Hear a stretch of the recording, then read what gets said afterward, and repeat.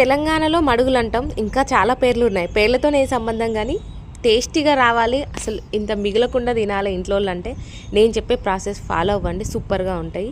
2 ఎల్లిగడ్డలు మిక్సీలో వేసి వాటర్ పోసి మెత్తగా పట్టిన, అట్లనే 3 గ్లాసుల శనగపిండికి 2 గ్లాసుల బియ్యం పిండి మంచిగా జల్లెడ పట్టుకొని కొంచెం కారం, పసుపు, ఉప్పు టేస్ట్కి సరిపడగా వేసుకొని మంచిగా కలుపుకొని, ఇందులో ఒక సీక్రెట్ ఇంగ్రీడియంట్ ఏంటంటే ఓమ ఉత్తగా వేస్తారు, వాము అంటారు కదా, ఇట్లా మిక్సీ పట్టేసుకుంటే మంచిగా ప్రతి బైట్లో ఆ టేస్ట్ వస్తుంది అనమాట. ఇంకా సీక్రెట్ ఇంగ్రీడియంట్ అంటే ఇది. బటర్ వేసుకోండి, సూపర్ క్రిస్పీగా ఉంటాయి. లేదంటే ఆయిల్ని వేడి చేసి అదైనా 2 స్పూన్లు వేసుకోండి. ఫస్ట్ పిండి మొత్తం స్ప్రెడ్ అయ్యేలాగా కలుపుకొని తర్వాత వాటర్ పోసుకొని ఇట్లా ముద్దలాగా చేసుకోవాలి, స్మూత్గా ఉండాలి పిండి.